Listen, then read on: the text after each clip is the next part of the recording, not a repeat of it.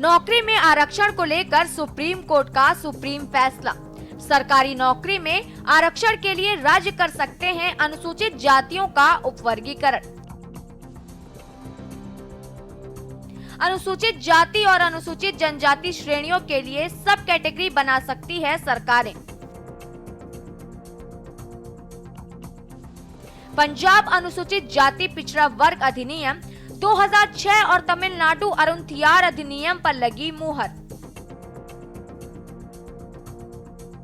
Supreme court ने पलटा 2004 का अपना पुराना फैसला। कोर्ट के भीतर कोटा मंजूर, हाशिए पर पड़ी SC/ST जातियों को फायदा। सुप्रीम कोर्ट की संविधान पीठ ने एक अहम फैसला देकर साफ कर दिया है कि राज्यों को आरक्षण के लिए कोटा के भीतर कोटा बनाने का अधिकार है। राज्य सरकारें अनुसूचित जाति और अनुसूचित जनजाति श्रेणियों के लिए सब कैटेगरी बना सकती हैं। राज्य विधानसभाएं इसे लेकर कानून बनाने में समक्ष होंगी। इसी के साथ सुप्रीम कोर्ट ने 2004 के अपने पुराने फैसले को पलट दिया है। हालांकि कोर्ट का ये भी कहना था कि सब कैटेगरी का आधार उचित होना चाहिए।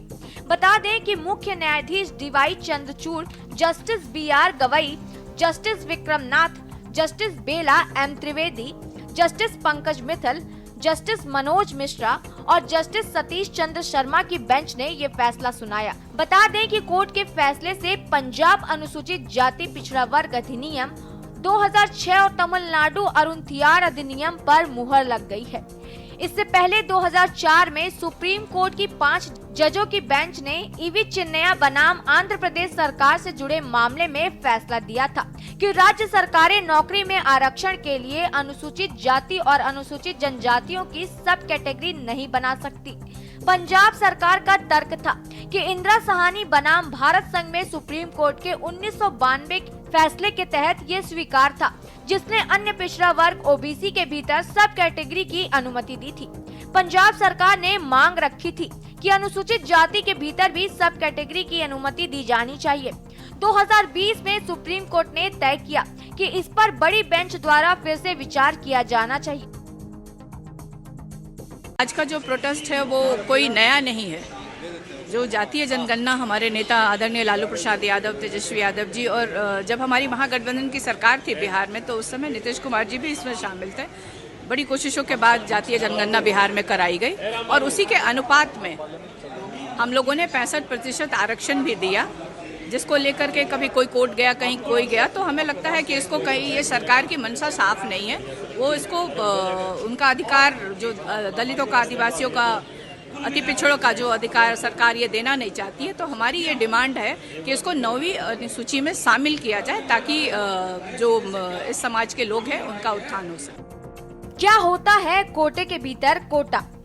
कोटे के भीतर कोटा का मतलब है आरक्षण से पहले आवंटित प्रतिशत के भीतर एक अलग आरक्षण व्यवस्था। मकसद है आरक्षण का लाभ समाज के सबसे पिछड़े और जरूरतमंद समूहों तक पहुँचे। जो आरक्षण प्रणाली के तहत भी उपेक्षित रह जाते हैं, उनको लाभ देना।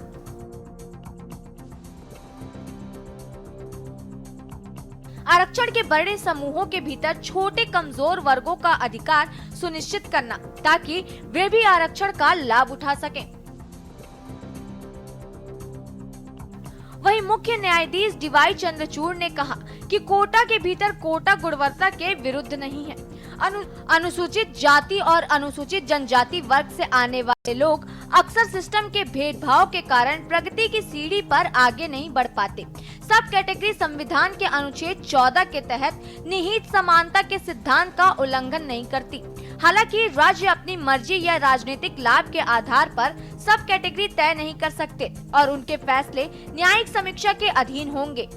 देखिए, हम तमाम महागठबंधन के लोग जो बिहार से चुन के आए हैं, हम सब इकट्ठा हुए और हमारी मांग सीधी और सरल है कि संविधान की 9वीं अनुसूची में बिहार का जो कास्ट कोटा बढ़ा 65%, उसको शामिल करिए ताकि जुडिशियल प्रोटेक्शन हो। कल ही मैंने एक सवाल अपने दल की ओर से, राष्ट्रीय जनता दल की ओर से पूछा, जिसका आग्रह तेजस्वी जी ने कहा था ये पूछा जाना चाहिए। आज उस सवाल का देखिए कल जवाब आया है कि ये स्टेट की रिस्पॉन्सिबिलिटी है। या तो स्टेट ने प्रपोजल नहीं भेजा, और अगर स्टेट ने प्रपोजल भेजा तो केंद्र झूठ बोल रहा है, कोई एक तो झूठ बोल रहा है। और उसी संदर्भ में आज हमारा प्रतिरोध था, और हम चाहते हैं कि फौरी तौर पर इसको संविधान की 9वीं अनुसूची में शामिल किया जाए। जस्टिस BR गवई ने कहा कि ज्यादा पिछड़े समुदायों को प्राथमिकता देना राज्य का कर्तव्य है। SC/ST वर्ग में सिर्फ कुछ ही लोग आरक्षण का लाभ उठा रहे हैं। जमीनी हकीकत से इनकार नहीं किया जा सकता, और SC/ST में ऐसी श्रेणियां हैं जिन्हें सदियों से ज्यादा उत्पीड़न का सामना करना पड़ा है। राज्य को सब कैटेगरी देने से पहले SC और ST श्रेणियों के बीच क्रीमी लेयर की पहचान करने के लिए एक पॉलिसी लानी चाहिए। सही मायने में समानता दिए जाने का यही एकमात्र तरीका है। तो सुप्रीम कोर्ट है वो संविधान का जो सर्वोच्च व्याख्याता है, और आज भी आरक्षण की जो बात है, आरक्षण वो एक गरीबी उन्मूलन कार्यक्रम नहीं है।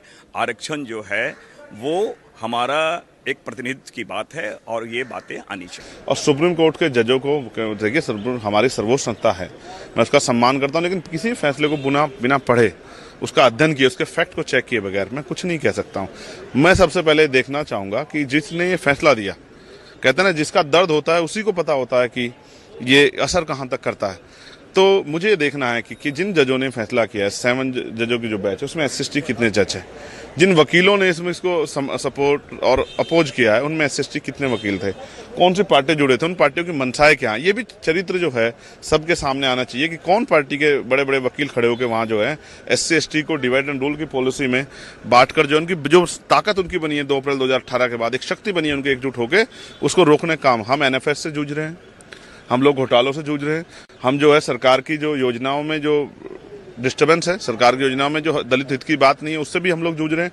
तो ये देखना बहुत जरूरी है। साथ साथ अगर वर्गीकरण शुरू हो तो मैं मांग करूंगा कि सबसे पहले सुप्रीम कोर्ट से शुरू होना चाहिए कि वहां भी SC/ST OBC के लोगों को मिल रहा है नहीं मिल रहा है, वहां सामान्य जाति के लोगों को मिल रहा नहीं मिल रहा है, कुछ ही परिवार उस पर काबिज है। और all India judicial service commission कब बनेगी? तो सबसे पहले डेमोक्रेसी अपने यहाँ लाके आने का काम जो है सर्वोच्च न्यायालय को करना चाहिए। मैं तो बहुत सम्मान करता हूँ सर्वोच्च न्यायालय का। हमेशा जब भी उनको लगता है कि वो कहीं घिर रहे हैं, उनके समर्थन में जब 4 जजों ने आके कहा तो हम उनके समर्थन में बड़े खड़े हुए। संविधान में क्या है प्रावधान? संविधान ने अनुसूचित जाति और अनुसूचित जनजाति को विशेष दर्जा देते समय जाति का वर्णन नहीं किया कि कौन सी जातियां इसमें आएंगी। ये अधिकार केंद्र के पास है। अनुच्छेद 341 के अनुसार राष्ट्रपति द्वारा अधिसूचित जातियों को SC और ST कहा जाता है। एक राज्य में SC के रूप में अधिसूचित जाति दूसरे राज्य में SC नहीं भी हो सकती है। सुप्रीम कोर्ट के फैसले के क्या मायने? आपको बता दें कि सुप्रीम कोर्ट के फैसले से साफ हो गया है कि राज्य सरकारें अनुसूचित जातियों और अनुसूचित जनजातियों में सब कैटेगरी बना सकती है, जिससे मूल और जरूरतमंद कैटेगरी को आरक्षण का ज्यादा फायदा मिल सकेगा। यदि राज्य एक या ज्यादा श्रेणी को अनुसूचित जाति के तहत 100% आरक्षण देने का निर्णय लेता है। ये 7 जजों की संविधान पीठ थी, और जो इसमें मेन इश्यू तो एक जो पंजाब एक्ट था, जिसमें एक पंजाब में एक्ट बना था जिसमें SC ST कैटेगरी में सब क्लासिफिकेशन किया गया था, उसकी वैलिडिटी एक मेन इश्यू के रूप में सुप्रीम कोर्ट के सामने चैलेंज की गई थी। तो मेन जो आज 7 जज बेंच का जजमेंट आया है, उसमें 6 जजेस ने अपना अपना ओपिनियन दिया है, 1 डिसेंटिंग रहा है। और मेन इसमें एक चीज जो निकल के आई है आज के जजमेंट में, वो यही आई है कि अगर SC ST कैटेगरी में सब क्लासिफिकेशन किया जाता है, तो जैसा कि पंजाब गवर्नमेंट ने दिया था और जिसे Punjab and Haryana high court ने उस टाइम पे स्टक डाउन किया था, तो उसमें एक एम्पेरिकल डाटा बहुत जरूरी है। पहले सर्वे किया जाए, डाटा हो कि किस कैटेगरी में किसको बेनिफिट की जरूरत है। अगर वो सपोज क्रीमी लेयर है तो उसके डाटा अवेलेबल होना जरूरी है। केवल एक उसे पॉलिटिकल विल के बेस पे रिजर्वेशन दे देना, वो एक साइंटिफिक वे में भी नहीं होगा। तो मेन यही है कि अगर सब क्लासिफिकेशन होता है तो उसका एक डाटा जुटाया जाए जो साइंटिफिक वे में किया जाए, उसे कलेक्ट किया जाए, देन आफ्टर ये किया जाए। और बाकी जो इसकी डिटेल्स हैं वो जब ऑर्डर अपलोड होता है तो उसके बाद हम उसे आपको डिटेल में पूरा बताते हैं। और एक अच्छा कदम है जिसमें एक महत्वपूर्ण जो मुद्दा था SC/ST कैटेगरी में सब क्लासिफिकेशन को लेके उसे काफी हद तक एक उस पे जस्टिफिकेशन देने की कोशिश की गई। तो यह छेड़छाड़ के समान होगा क्योंकि ये अन्य श्रेणियों को लाभ से वंचित करने जैसा होगा। स्पेशल डेस्क के न्यूज इंडिया।